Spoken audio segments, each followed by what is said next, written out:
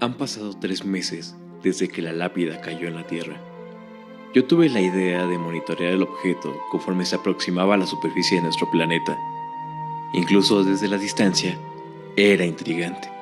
Caía en picada hacia la atmósfera, con un ángulo de inclinación increíblemente agudo, pero sin evidenciar ningún cambio externo de masa. Incluso nuestros instrumentos más básicos nos decían que esto era algo diferente, algo más que un trozo convencional de desechos espaciales.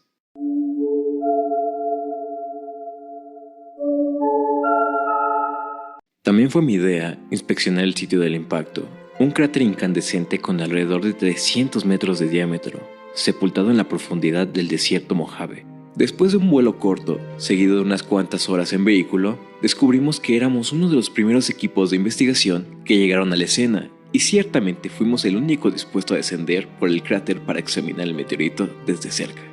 El aire aún estaba espeso por el polvo, a medida que nos abríamos paso por la pendiente empinada y hacia la roca veteada de color azul que se encontraba al fondo, descubrimos que era un objeto extraordinario, horrorosamente duradero y aparentemente ileso ante el impacto, el cual había destrozado la tierra a su alrededor. La roca era la mitad de una esfera gigante. Su borde redondo tenía una textura rugosa y picada, equiparada por alguien de nuestro equipo como la escoria volcánica fresca. En cambio, la superficie plana era imposiblemente lisa, una lápida nivelada y brillante de un tono azul ultramarino. Su superficie perfecta solo era estropeada por un conjunto de marcas intrínsecas. Bastó un simple vistazo para que supiéramos qué era lo que estábamos viendo, pero necesitábamos mucho más que eso para que nuestras mentes lo comprendieran.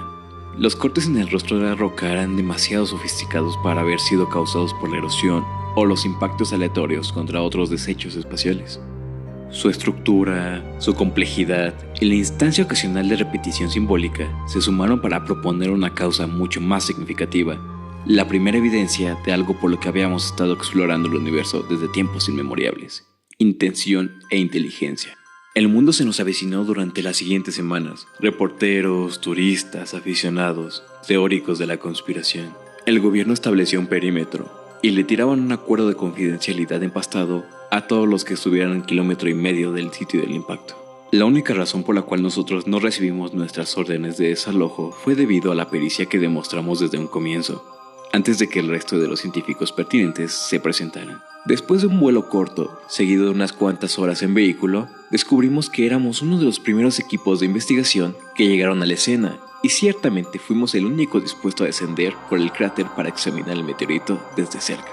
El aire aún estaba espeso por el polvo, a medida que nos abríamos paso por la pendiente empinada y hacia la roca veteada de color azul que se encontraba al fondo, descubrimos que era un objeto extraordinario, horrorosamente duradero y aparentemente ileso ante el impacto, el cual había destrozado la tierra a su alrededor. La roca era la mitad de una esfera gigante. Su borde redondo tenía una textura rugosa y picada, equiparada por alguien de nuestro equipo como la escoria volcánica fresca. En cambio, la superficie plana era imposiblemente lisa, una lápida nivelada y brillante de un tono azul ultramarino. Su superficie perfecta solo era estropeada por un conjunto de marcas intrínsecas. El resto de los garabatos mantenían una progresión lógica, partiendo desde los cálculos más simples hasta descontrolarse en un léxico dinámico que nos esforzamos meticulosamente por comprender. El lenguaje era eficiente, pero descriptivo. Combinaba declaraciones cualitativas y cuantitativas de una manera que ninguna lengua humana sería capaz de hacer. Alrededor de un mes después de nuestro descubrimiento, finalmente comprendimos lo que la lápida estaba tratando de decir. Nos contaba una historia. La historia de una especie, enterrada en los confines del pasado, en la profundidad acentuada de los reinos más distantes del cosmos. Una criatura sin forma, enclavada dentro de las tormentas eléctricas vastas de una nébula inverosímil. La lápida resumía cómo cada descarga eléctrica, cómo cada interacción entre cada partícula dentro del titán gaseoso tenía una función semejante a la sinapsis y a los neurotransmisores de una mente grandiosa, un ecosistema de ideación suspendido en la negrura amplia del espacio. La especie que evolucionó de este ambiente complejo no habitaba el mundo físico tal y como lo conocemos. Existía como una abstracción de sí misma, como un concepto de su propio ser, en un sentido menos exacto, pero mucho más directo. Eran organismos de ideas conscientes. Fue una científica paranoica quien sugirió que la criatura podría propagarse a sí misma de la misma forma que otras ideas, a través de la traducción y la comprensión. Para cuando nos dimos cuenta de que tenía razón, del truco del cual fuimos víctimas, ya era muy tarde. Unas cuantas semanas luego de este descubrimiento inquietante, los síntomas de la ideación comenzaron a surtir efecto. Inició con el presentimiento remoto de que algo estaba presente, ocultándose en alguna preocupación, en algún recuerdo latente, en alguna fantasía, existiendo infinitesimalmente en el extremo más distante de la mente. La criatura se esfumaba tan rápido como llegaba, desapareciendo por días consecutivos, hasta que te la encontrabas una vez más, en otro rincón de tus pensamientos. Cada vez que la veías, era más grande, y cada vez que te percatabas de ella, cuando recordabas tu 10º cumpleaños o la encontrabas gestándose en el trasfondo de una memoria atesorada, se escabullía para ir a crecer en alguna otra parte. Dentro de poco, se vuelve evidente que no existe nada que puedas hacer. Ninguna noción dañina la lastimará, ningún pensamiento de fuego calcinará la influencia que ha plantado en tu mente. De hecho, pensar en ello solo empeora las cosas.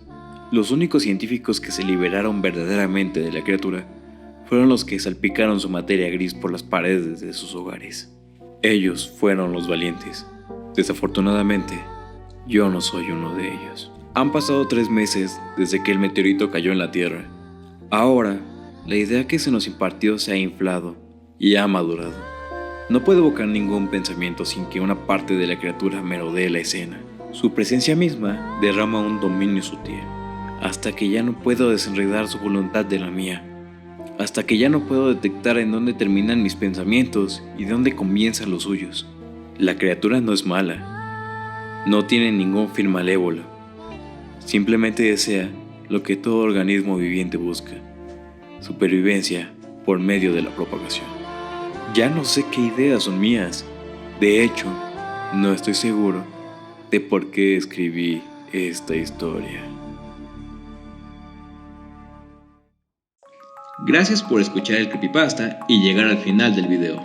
Esperamos que te gustara la historia. Coméntanos qué te pareció o si te gustaría que subiéramos creepypastas de otros temas. De hecho, escogimos esta historia porque en los comentarios nos pidieron que contáramos un escenario apocalíptico. Normalmente pensamos que una invasión alienígena sería violenta y escandalosa, pero esta vez la invasión es discreta y por medio de la mente. Un apocalipsis idílico. Se despide Maxiánima. Se despide Astartea. Nosotros somos los hermanos Creepy. ¿Y tú formarás parte de esta hermandad?